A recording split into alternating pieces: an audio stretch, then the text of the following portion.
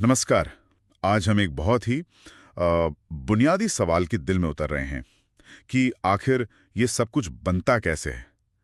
हम बात करेंगे रसायन विज्ञान, मतलब केमिस्ट्री की उन जड़ों की जो बताती हैं कि पदार्थ का सबसे छोटा कण, परमाणु, वो कैसा होता है।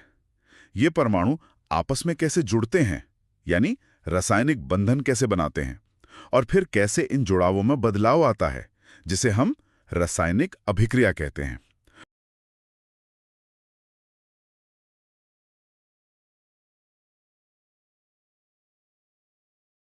इरादा ना वो सिर्फ ये जानना नहीं है कि क्या होता है, बल्कि ये समझना भी है कि क्यों होता है। मतलब कैसे ये नन्हे नन्हे परमाणु मिलकर हमारे चारों ओर की दुनिया, हमारे अनुभव सब कुछ बनाते हैं। तो चलिए केमिस्ट्री के इन मूल सिद्धांतों की दुनिया में एक दिलचस्प सफर शुरू करते हैं। हाँ, तो शुरुआत करते हैं सबसे छोटे किरदार से, परमाणु यानी एटम। जॉन डाल्टन ने तो कहा था कि पदार्थ इन्हीं कणों से बना है जिन्हें तोड़ा नहीं जा सकता। पर कहानी वहां खत्म नहीं हुई। बाद में पता चला कि अरे, परमाणु के अंदर भी एक पूरी दुनिया है। Proton, neutron, electron. इनके बारे में थोड़ा बताएंगी संक्षेप में? हाँ बिल्कुल। तो देखिए, परमाणु के बिल्कुल सेंटर में, केंद्र में होता है नाभिक, न्यूक्लियस। इसमें रहते हैं प्रोटॉन और न्यूट्रॉन। प्रोटॉन पर होता है पॉजिटिव चार्ज प्लस, और न्यूट्रॉन, जैसा नाम से ही लगता है, न्यूट्रल होता है, कोई चार्ज नहीं। और इस नाभिक के चारों तरफ बाहर इलेक्ट्रॉन घूमते रहते हैं। उन पर होता है नेगेटिव चार्ज, माइनस। आमतौर पर किसी परमाणु में जितने प्रोटॉन होते हैं उतने ही इलेक्ट्रॉन होते हैं।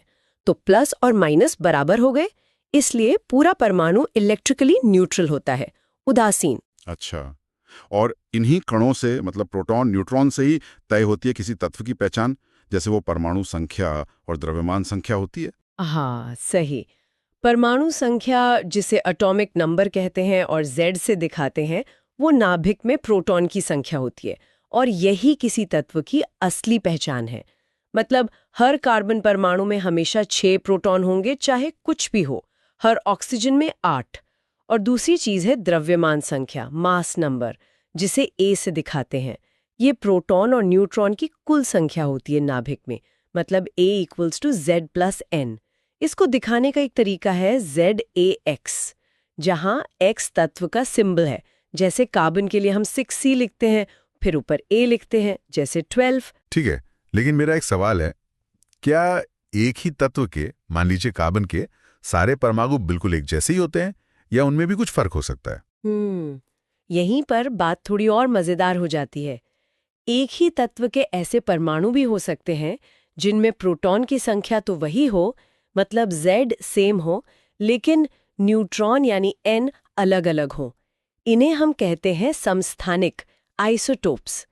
क्योंकि प्रोटॉन सेम है तो तत्व तो वही रहा, लेकिन न्यूट्रॉन अलग होने से उनका वजन यानी द्रव्यमान संख्या A वो अलग हो जाती है। अच्छा, जैसे कार्बन के मामले में आपने कहा था। हाँ बिल्कुल।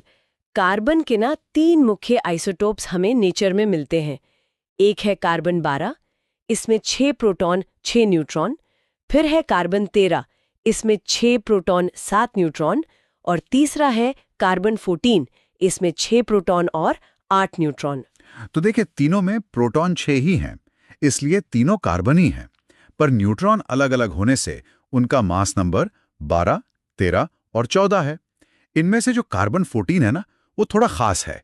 वो रेडियोधर्मी है, मतलब अस्थिर है, और इसका आगे चलकर एक बहुत जरूरी इस्तेमाल भी है। अच्छा, वो कार्बन डेटिंग वाला, उस पर आएंगे। तो ये तो हुए समस्थानिक। क्या परमाणुओं के बीच और भी तरह के रिश्ते होते हैं, मतलब अलग अलग तत्वों के परमाणुओं में? हाँ हाँ जरूर होते हैं। एक होते हैं संभारिक, आइसोबार्स। ये अलग अलग तत्वों के परमाणु होते हैं जिनकी द्रव्यमान संख्या यानी A तो समान होती है, लेकिन परमाणु संख्या Z अलग होती है। मतलब उनके नाभिक का वजन तो बराबर होता है, पर वो तत्व अलग अलग होते हैं क्योंकि प्रोटॉन अलग है। जैसे कार्बन 14 को ही लें, उसमें 6 प्रोटॉन 8 न्यूट्रॉन है, A=14। और नाइट्रोजन 14 लें, उसमें 7 प्रोटॉन 7 न्यूट्रॉन है, A=14। दोनों का मास नंबर 14 है, पर एक कार्बन है, दूसरा नाइट्रोजन। समझ गया। ए सेम, जेड अलग, और एक और टाइप भी है शायद। हाँ, आइसोटोन्स, सम न्यूट्रॉनिक। ये भी अलग अलग तत्वों के परमाणु होते हैं, लेकिन इनमें न्यूट्रॉन की संख्या N वो समान होती है। प्रोटॉन Z भी अलग होते हैं और द्रव्यमान संख्या A भी अलग होती है, बस न्यूट्रॉन बराबर होते हैं। ओके, तो ये आइसोटोप, आइसोबार, आइसोटोन, ये वर्गीकरण काफी काम का लगता है। आपने स्थिरता की बात की थी अभी। मुझे ये बताइए कि भारी तत्वों के नाभिकों को स्थिर रहने के लिए प्रोटॉन से ज्यादा न्यूट्रॉन क्यों चाहिए होते हैं? क्या प्रोटॉन आपस में लड़ते हैं नाभिक के अंदर? हाँ, बिल्कुल सही पकड़ा, यही बात है। देखिए, नाभिक के अंदर सारे प्रोटॉन पर पॉजिटिव चार्ज है और सेम चार्ज एक दूसरे को रिपेल करते हैं, धक्का देते हैं। अब जो हल्के नाभिक हैं, जैसे कैल्शियम तक मान लीजिए, उनमें प्रोटॉन और न्यूट्रॉन की संख्या करीब करीब बराबर होती है, Nz लगभग 1। और न्यूट्रॉन का जो नाभिकीय आकर्षण बल है, वो प्रोटॉनों के इस आपसी रिपल्शन को बैलेंस करने के लिए काफी होता है। लेकिन जैसे जैसे नाभिक भारी होता जाता है, प्रोटॉनों की संख्या बढ़ती है और उनके बीच का ये जो रिपल्शन है, ये बहुत ज्यादा ताकतवर हो जाता है। अब इसको काबू में रखने के लिए, नाभिक को बिखरने से बचाने के लिए ज्यादा गोंद की जरूरत पड़ती है। वो गोंद है न्यूट्रॉन, क्योंकि वो सिर्फ आकर्षण बल लगाते हैं, जिसे प्रबल नाभिकीय बल कहते हैं, रिपल्शन नहीं करते। इसीलिए भारी स्थिर नाभिकों में न्यूट्रॉन की संख्या प्रोटॉन से ज्यादा होती है। Nz अनुपात बढ़कर करीब 1.5 तक चला जाता है। अच्छा, तो स्थिरता के लिए एक खास बैलेंस, एक अनुपात चाहिए प्रोटॉन और न्यूट्रॉन का। और क्या कुछ खास संख्याएं भी हैं, मतलब प्रोटॉन या न्यूट्रॉन की कोई ऐसी संख्या जो नाभिक को ज्यादा स्थिर बना देती हो? हाँ, ये एक और बहुत दिलचस्प चीज है। ये देखा गया है कि जिन नाभिकों में प्रोटॉन या न्यूट्रॉन की संख्या 2, 8, 20, 28, 50, 82 या 126 होती है, वो बाकियों के मुकाबले काफी ज्यादा स्थिर होते हैं। इन संख्याओं को मैजिक नंबर्स कहते हैं। ऐसा माना जाता है, ये एक मॉडल है कि जैसे परमाणु में इलेक्ट्रॉन खास एनर्जी लेवल्स या शेल्स में होते हैं, वैसे ही नाभिक में प्रोटॉन और न्यूट्रॉन भी अपने एनर्जी शेल्स में होते हैं। और ये मैजिक नंबर्स भरे हुए शेल्स को दिखाते हैं, जो कि एक खास तरह की स्टेबिलिटी देता है। कमाल है, मतलब नाभिक के अंदर भी इतना कुछ चल रहा है, शेल्स और मैजिक नंबर्स। चलिए अब थोड़ा नाभिक से बाहर आते हैं। ये परमाणु अकेले क्यों नहीं रहते? मतलब क्यों ये आपस में जुड़कर अणु, मॉलिक्यूल्स बनाते हैं? इसकी सीधी सी वजह है स्टेबिलिटी की तलाश, स्थिरता पाना। असल में परमाणु ना वो उत्कृष्ट गैसों, नोबल गैसेस जैसे बनना चाहते हैं। हीलियम, नियॉन, आर्गन, ये गैसें बहुत स्थिर होती हैं, आसानी से किसी से रिएक्शन नहीं करती। क्यों? क्योंकि उनके सबसे बाहरी इलेक्ट्रॉन शेल, जिसे वैलेंस शेल कहते हैं, वो पूरी तरह से भरे होते हैं। तो J.N. लुईस ने इसी को समझाया था अष्टक नियम, ऑक्टेट रूल से, कि परमाणु जब रासायनिक बंधन बनाते हैं तो वो कोशिश करते हैं कि उनके बाहरी शेल में 8 इलेक्ट्रॉन हो जाए। या फिर हाइड्रोजन जैसे छोटे परमाणु हैं तो उनके लिए 2, मतलब हीलियम जैसा बनना, जिसे डुप्लेट कहते हैं। ठीक है, तो ये जुड़ने या बंधन बनाने के तरीके क्या हैं? मतलब ये 8 इलेक्ट्रॉन पूरे कैसे करते हैं? क्या वो इलेक्ट्रॉन उधार लेते हैं या साझा करते हैं? हाँ, दोनों ही करते हैं। देखिए, मुख्य रूप से 2 तरीके हैं। पहला है आयोनिक बंधन, आयोनिक बॉन्ड। इसमें इलेक्ट्रॉनों का पूरा लेन देन होता है, ट्रांसफर। एक परमाणु, आमतौर पर कोई धातु, मेटल, वो अपना बाहरी इलेक्ट्रॉन आसानी से दे देता है और पॉजिटिव आयन बन जाता है, जिसे कैटायन कहते हैं। और दूसरा परमाणु, आमतौर पर अधातु, नॉन मेटल, वो उस इलेक्ट्रॉन को ले लेता है और नेगेटिव आयन बन जाता है, जिसे एनायन कहते हैं।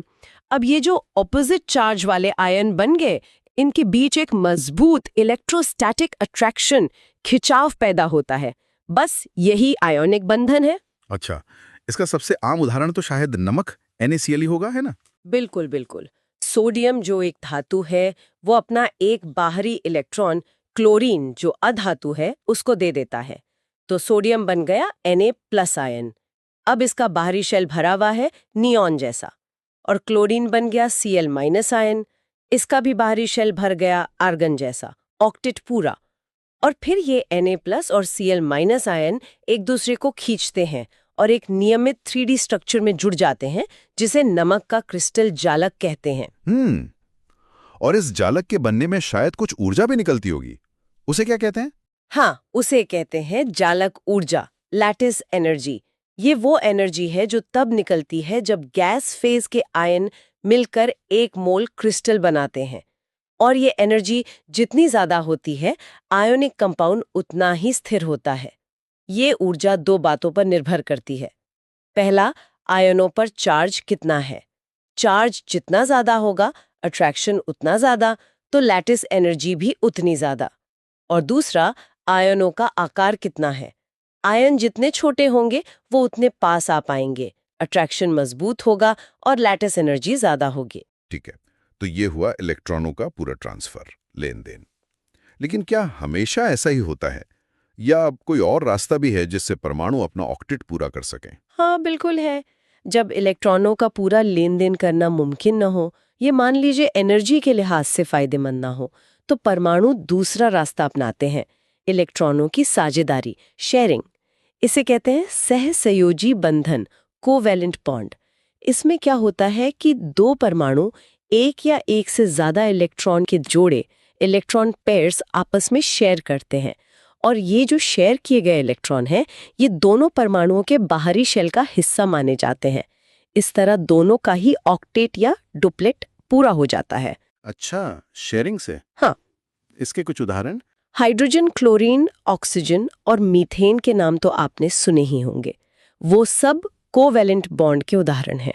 जैसे हाइड्रोजन का मॉलिक्यूल H2, 2 हाइड्रोजन परमाणु, दोनों के पास एक एक इलेक्ट्रॉन है। वो अपना एक एक इलेक्ट्रॉन शेयर कर लेते हैं, तो एक इलेक्ट्रॉन पेयर बन गया जो दोनों के बीच में है। इसे हम एक सिंगल बॉन्ड H-H से दिखाते हैं। अब दोनों हाइड्रोजन के पास 2-2 इलेक्ट्रॉन हो गए, उनका डुप्लेट पूरा हो गया। या क्लोरीन का मॉलिक्यूल ले लीजिए, Cl2, 2 क्लोरीन परमाणु अपना एक एक बाहरी इलेक्ट्रॉन शेयर करके सिंगल बॉन्ड Cl-Cl बनाते हैं और अपना अपना ऑक्टेट पूरा कर लेते हैं। क्या एक से ज्यादा जोड़े भी शेयर हो सकते हैं? हाँ, क्यों नहीं। जब 2 परमाणु 2 इलेक्ट्रॉन के जोड़े शेयर करते हैं, यानी कुल 4 इलेक्ट्रॉन, तो बनता है द्विबंधन, डबल बॉन्ड। जैसे एथिलीन में 2 कार्बन परमाणुओं के बीच C डबल बॉन्ड C होता है। और अगर 3 इलेक्ट्रॉन जोड़े शेयर करें, यानी कुल 6 इलेक्ट्रॉन, तो बनता है त्रिबंधन, ट्रिपल बॉन्ड। जैसे नाइट्रोजन गैस N2 में 2 नाइट्रोजन परमाणुओं के बीच N ट्रिपल बॉन्ड N होता है। और ये डबल और ट्रिपल बॉन्ड सिंगल बॉन्ड से ज्यादा मजबूत होते हैं। अच्छा, इन शेयर किए इलेक्ट्रॉनों को और जो बाहरी इलेक्ट्रॉन शेयर नहीं हुए, उनको दिखाने का कोई तरीका है? वो लुईस स्ट्रक्चर जैसा कुछ? हाँ, लुईस संरचना या लुईस स्ट्रक्चर्स, बिल्कुल ये दिखाने का तरीका है। इसमें हम क्या करते हैं कि तत्व के सिंबल के चारों ओर उसके वैलेंस इलेक्ट्रॉनों को बिंदुओं, डॉट्स से दिखाते हैं। और जब बॉन्ड बनता है, तो जो इलेक्ट्रॉन पेयर शेयर होता है, उसे 2 परमाणुओं के बीच एक लाइन या डैश से दिखाते हैं। एक लाइन का मतलब 2 इलेक्ट्रॉन। और जो वैलेंस इलेक्ट्रॉन बॉन्ड बनाने में हिस्सा नहीं लेते, जिन्हें लोन पेयर्स या एकाकी युग्म कहते हैं, उन्हें डॉट्स के जोड़े के रूप में उस परमाणु पर दिखा देते हैं। जैसे पानी H2O या कार्बन टेट्राक्लोराइड CCl4 की लुईस संरचना बनाकर इसे समझा जा सकता है। ठीक है, तो परमाणु अलग अलग तरीकों से जुड़कर अणु बना लेते हैं आयनिक या सहसंयोजी बंधन से। अब बात करते हैं बदलावों की। रासायनिक अभिक्रियाएं, केमिकल रिएक्शंस, ये कैसे होती हैं? इनमें असल में होता क्या है? केमिकल रिएक्शंस, आप कह सकते हैं कि ये मूल रूप से परमाणुओं की रीअरेंजमेंट है। बस जो शुरुआती पदार्थ होते हैं, जिन्हें हम अभिकारक या रिएक्टेंट्स कहते हैं, उनमें परमाणुओं के बीच जो पुराने केमिकल बॉन्ड्स होते हैं वो टूटते हैं। और फिर परमाणु नए तरीके से जुड़ते हैं, नए केमिकल बॉन्ड्स बनाते हैं, जिससे नए पदार्थ बनते हैं, जिन्हें हम उत्पाद या प्रोडक्ट्स कहते हैं। इन प्रोडक्ट्स के गुण रिएक्टेंट से बिल्कुल अलग होते हैं। अच्छा, क्या सभी रिएक्शंस बस एक ही दिशा में चलते हैं? मतलब रिएक्टेंट से प्रोडक्ट बन गया बस? नहीं, ऐसा नहीं है। कुछ अभिक्रियाएं होती हैं जो अनुत्क्रमणीय होती हैं, इरिवर्सिबल, मतलब वो मुख्य रूप से बस एक ही दिशा में चलती हैं, रिएक्टेंट से प्रोडक्ट की तरफ। जैसे कैल्शियम कार्बोनेट, संगमरमर है CaCO3, उसे अगर आप बहुत गर्म करें तो वो कैल्शियम ऑक्साइड CaO और कार्बन डाइऑक्साइड CO2 में टूट जाता है। अब ये CaO और CO2 आसानी से वापस मिलकर CaCO3 नहीं बनाते। लेकिन दूसरी तरफ बहुत सारी अभिक्रियाएं उत्क्रमणीय होती हैं, रिवर्सिबल, मतलब वो दोनों दिशाओं में चल सकती हैं। रिएक्टेंट प्रोडक्ट बनाते हैं और वो प्रोडक्ट वापस रिएक्टेंट भी बना सकते हैं। रिवर्सिबल, इसका कोई उदाहरण? और इसमें वो साम्य अवस्था इक्विलिब्रियम का क्या मतलब होता है? हाँ, जैसे हाइड्रोजन गैस H2 और आयोडीन गैस I2 मिलकर हाइड्रोजन आयोडाइड गैस बनाते हैं, तो ये हुआ H2 + I2 2HI। लेकिन साथ ही साथ HI टूटकर वापस H2 और I2 भी बना सकता है, 2HI + H2 + I2। तो हम इसे एक साथ डबल एरो लगाकर दिखाते हैं, H2G + I2G इक्विलिब्रियम 2HIG। अब देखिए, जब ये रिएक्शन शुरू होता है तो आगे जाने वाला reaction forward reaction H2 + I2 2HI तेज होता है। जैसे जैसे HI बनता जाता है, पीछे आने वाला reaction backward reaction 2HI + H2 + I2 वो भी शुरू हो जाता है और धीरे धीरे तेज होता जाता है। एक समय ऐसा आता है जब फॉरवर्ड रिएक्शन की स्पीड और बैकवर्ड रिएक्शन की स्पीड बराबर हो जाती है। इसी अवस्था को रासायनिक साम्यावस्था केमिकल इक्विलिब्रियम कहते हैं। पर ध्यान रहे, इक्विलिब्रियम का मतलब ये नहीं कि रिएक्शन रुक गया है। नहीं, दोनों रिएक्शन अभी भी चल रहे हैं, पर बराबर स्पीड से। इसलिए हमें लगता है कि रिएक्टेंट्स और प्रोडक्ट्स की मात्रा अब बदल नहीं रही, स्थिर हो गई है। दिलचस्प है। ये डायनामिक इक्विलिब्रियम हुआ मतलब। तो आपने कहा रिएक्शन होने के लिए पुराने बॉन्ड टूटने जरूरी हैं। ये जो सहसंयोजी बंधन हैं, कोवैलेंट बॉन्ड, ये टूटते कैसे हैं? क्या इसके भी तरीके हैं? हाँ, कोवैलेंट बॉन्ड के टूटने के, जिसे हम विखंडन या क्लीवेज कहते हैं, दो मुख्य तरीके हैं। पहला है समांश विखंडन, होमोलिटिक क्लीवेज। होमो मतलब समान। इसमें क्या होता है कि बॉन्ड बनाने वाला जो इलेक्ट्रॉन पेयर है वो दोनों परमाणु बराबर बराबर बट जाता है। मतलब हर परमाणु अपना अपना एक इलेक्ट्रॉन लेकर अलग हो जाता है। इससे जो कण बनते हैं वो न्यूट्रल होते हैं, पर उनके पास एक अकेला अनपेयर्ड इलेक्ट्रॉन होता है। इन्हें कहते हैं मुक्त मूलक, फ्री रेडिकल्स। ये बहुत बहुत रिएक्टिव होते हैं। जैसे क्लोरीन का मॉलिक्यूल Cl2, अगर उसे लाइट की एनर्जी मिले तो वो टूटकर 2 chlorine free radical Cl dot बना सकता है। Cl-Cl, Cl+Cl। अच्छा, होमोलिटिक मतलब बराबर बंटवारा जिससे फ्री रेडिकल बने। और दूसरा तरीका क्या है? दूसरा है विषमांश विखंडन, हेट्रोलिटिक क्लीवेज। हेट्रो मतलब भिन्न या अलग। इसमें बॉन्ड का जो इलेक्ट्रॉन पेयर है वो पूरा का पूरा किसी एक ही परमाणु पर चला जाता है। आमतौर पर उस पर जाता है जो ज्यादा इलेक्ट्रोनेगेटिव हो, मतलब जिसमें इलेक्ट्रॉन खींचने की ताकत ज्यादा हो। अब जाहिर है इससे आयन बनेंगे। जिस परमाणु से इलेक्ट्रॉन का जोड़ा दूर गया उस पर पॉजिटिव चार्ज प्लस आ जाएगा, और जिस पर वो जोड़ा गया उस पर नेगेटिव चार्ज माइनस आ जाएगा। अगर पॉजिटिव चार्ज कार्बन पर आता है तो उसे कार्बोधनायन, कार्बोकटायन कहते हैं, और अगर नेगेटिव चार्ज कार्बन पर आता है तो उसे कार्ब ऋणायन, कार्बेनियन कहते हैं। जैसे मान लीजिए मिथाइल ब्रोमाइड CH3Br है। अगर इसका बॉन्ड ऐसे टूटे कि इलेक्ट्रॉन ब्रोमीन पर चले जाएं, क्योंकि ब्रोमीन ज्यादा इलेक्ट्रोनेगेटिव है, तो बनेगा मिथाइल कार्बोकटायन CH3+ और bromide ion Br-। CH3-Br = CH3+ Br-। समझ गया। तो बॉन्ड टूटने के तरीके से ये तय होता है कि आगे रिएक्शन में कौन हिस्सा लेगा, फ्री रेडिकल या आयन। और जो पदार्थ रिएक्शन करवाते हैं, मतलब अभिकर्मक, रिएक्टेंट्स, क्या उन्हें भी इसी आधार पर बांटा जा सकता है कि वो इलेक्ट्रॉन चाहते हैं या देना चाहते हैं? हाँ, बिल्कुल। खासकर ऑर्गेनिक केमिस्ट्री में रिएक्शंस को अक्सर उनके इलेक्ट्रॉन के प्रति व्यवहार के आधार पर बांटा जाता है। एक होते हैं इलेक्ट्रॉन्स नहीं, इलेक्ट्रोफाइल्स। इलेक्ट्रो मतलब इलेक्ट्रॉन, फाइल मतलब लविंग। तो ये इलेक्ट्रॉन लविंग स्पीशीज हैं। ये इलेक्ट्रॉन की कमी वाले होते हैं, इलेक्ट्रॉन डेफिशिएंट। इन्हें इलेक्ट्रॉन की तलाश होती है। ये या तो खुद पॉजिटिवली चार्ज्ड होते हैं, जैसे Br+ या CH3+ अभी हमने देखा, या फिर उनका ऑक्टेट अधूरा होता है, जैसे AlCl3। ये रिएक्शन में इलेक्ट्रॉन पेयर एक्सेप्ट करते हैं। इलेक्ट्रॉन्स नहीं मतलब इलेक्ट्रॉन चाहने वाले। और दूसरे प्रकार के दूसरे होते हैं नाभिक स्नेही, न्यूक्लियोफाइल्स। न्यूक्लियो मतलब न्यूक्लियस, जो पॉजिटिव होता है। फाइल मतलब लविंग, तो ये न्यूक्लियस लविंग है। इसका मतलब ये हुआ कि ये खुद इलेक्ट्रॉन रिच होते हैं, इलेक्ट्रॉन धनी। इनके पास देने के लिए एक्स्ट्रा इलेक्ट्रॉन होते हैं। ये या तो नेगेटिवली चार्ज्ड होते हैं, जैसे हाइड्रोक्साइड आयन OH- या साइनाइड आयन CN-, या फिर उनके पास बिना बॉन्ड बनाए हुए इलेक्ट्रॉन के जोड़े होते हैं, लोन पेयर्स, जैसे पानी H2O में ऑक्सीजन के पास या अमोनिया NH3 में नाइट्रोजन के पास। ये रिएक्शन में अपना इलेक्ट्रॉन पेयर डोनेट करते हैं। अच्छा, तो ये समझना कि कौन इलेक्ट्रोफाइल है और कौन न्यूक्लियोफाइल, ये रिएक्शन कैसे होगा, ये प्रिडिक्ट करने में काफी मदद करता होगा। चलिए अब इन सब बुनियादी बातों को कुछ असली दुनिया के उदाहरणों से जोड़ते हैं। हमने शुरू में समस्थानिकों की बात की थी और कार्बन 14 का जिक्र आया था। ये कार्बन डेटिंग क्या चीज है और ये कैसे काम करती है? हाँ, कार्बन डेटिंग वाकई आइसोटोप्स का एक बहुत ही शानदार एप्लीकेशन है। जैसा हमने बात की थी, कार्बन के 3 मुख्य आइसोटोप्स हैं, 12C, 13C, ये दोनों स्थिर है, स्टेबल, और 14C जो रेडियोधर्मी है।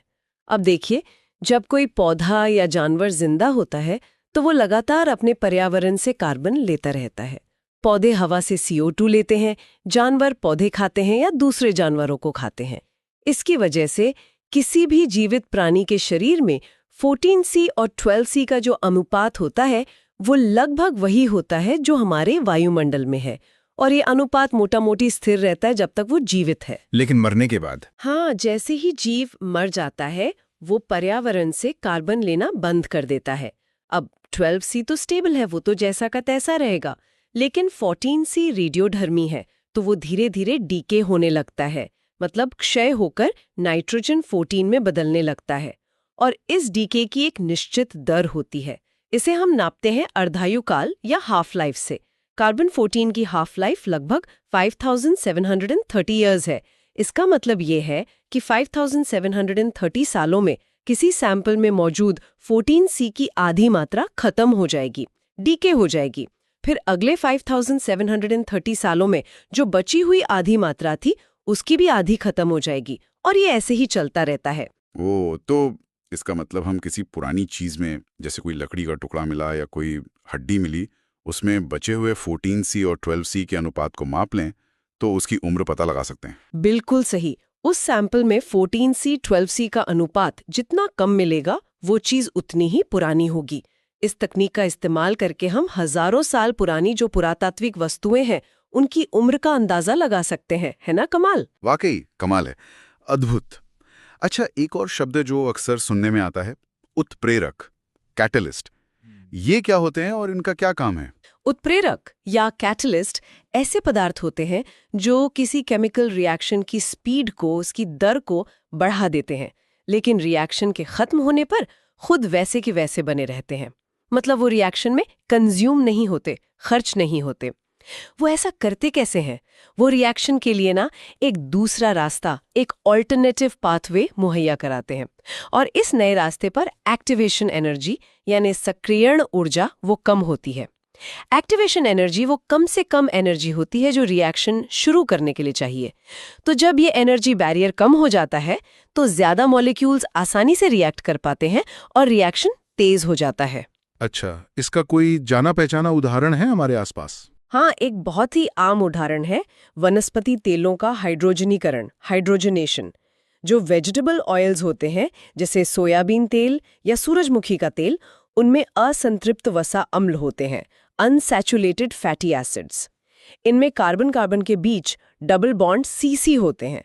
अब अगर इन तेलों को हाइड्रोजन गैस के साथ और निकेल धातु के पाउडर के उत्प्रेरक की उपस्थिति में गर्म करें तो हाइड्रोजन इन डबल बॉन्ड्स पर जुड़ जाती है और वो सिंगल बॉन्ड CC में बदल जाते हैं। इससे तेल जो है वो ठोस या सेमी सॉलिड वनस्पति घी, जैसे डालडा होता था, में बदल जाता है, जिसमें संतृप्त वसा सैचुरेटेड फैट्स होती हैं। यहाँ निकेल ने क्या किया? रिएक्शन को बहुत तेज कर दिया। अगर निकेल ना हो तो ये रिएक्शन बहुत धीमा होगा, पर निकेल खुद रिएक्शन में खर्च नहीं हुआ। और घरों में हम देखते हैं कि तेल या घी वाले खाने की चीजें रखी रहें तो कुछ समय बाद खराब हो जाती हैं। उनमें एक अजीब सी महक आने लगती है। इसे रैंसिडिटी कहते हैं शायद। क्या ये भी केमिस्ट्री है? हाँ, बिल्कुल। ये भी एक केमिकल चेंज ही है। खाद्य पदार्थों का खासकर जिनमें फैट और ऑयल होते हैं, उनका स्वाद और गंध का बिगड़ जाना, यही रेंसिडिटी है। ये मुख्य रूप से 2 तरह के केमिकल रिएक्शंस की वजह से होता है। एक तो है फैट का हाइड्रोलिसिस, मतलब पानी से रिएक्शन, जिससे फ्री फैटी एसिड बनते हैं जिनकी गंध थोड़ी तीखी हो सकती है।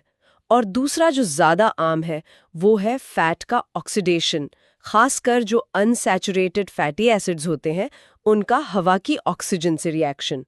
इस ऑक्सीडेशन से एल्डिहाइड और कीटोन जैसे छोटे छोटे उड़नशील अणु बनते हैं जिनकी गंध बहुत ही खराब अनप्लेजेंट होती है, वही बासीपन की महक। अच्छा, तो इसे रोकने के लिए क्या करते हैं? जैसे पैकेट वाले चिप्स वगैरह तो महीनों तक ठीक रहते हैं। हाँ, तो ये जो ऑक्सीडेशन वाली रेंसिडिटी है, इसे रोकने या धीमा करने के लिए खाने की चीज़ों में एंटीऑक्सीडेंट्स मिलाए जाते हैं।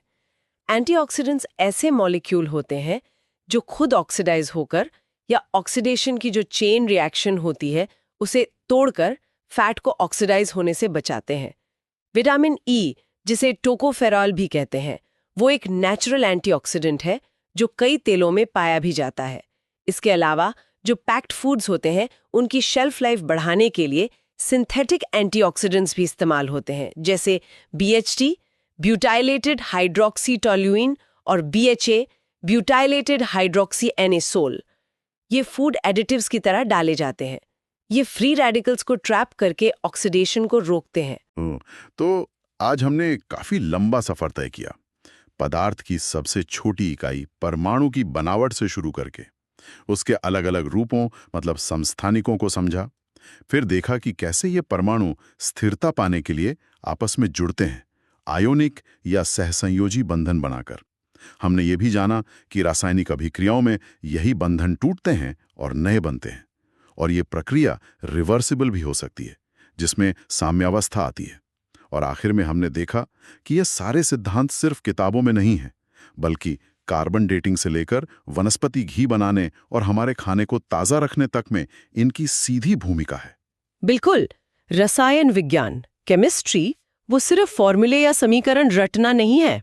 ये समझना है कि हमारे आसपास सब कुछ, चाहे वो जिंदा हो या बेजान, वो मॉलिक्यूलर लेवल पर कैसे काम करता है। परमाणुओं का बर्ताव, उनका जुड़ना और बदलना, यही तो हर चीज का आधार है। और ये समझ हमें दुनिया को एक बिल्कुल अलग नजरिए से देखने में मदद करती है ना? हाँ, सही कहा। ये वाकई एक अलग नजरिया देता है। और अब जब हम इस बातचीत को खत्म कर रहे हैं तो एक सवाल बस मन में छोड़ जाते हैं सोचने के लिए कि परमाणु संरचना, बंधन और अभिक्रिया के ये जो बुनियादी सिद्धांत हमने आज समझे, ये हमारे चारों ओर और कहाँ-कहाँ, किन-किन चीजों में चुपचाप अपना जादू बिखेर रहे हैं। ऐसी कौन सी जगहें हैं जहां हमारा ध्यान आमतौर पे नहीं जाता? जरा सोचिए, दवाएं हमारे शरीर में जाकर कैसे अपना असर दिखाती होंगी। क्यों प्लास्टिक लचीला होता है और लोहा मजबूत? हमारे हवा, पानी में कौन से अदृश्य रासायनिक खेल हर पल चल रहे हैं? खोजबीन जारी रखिए।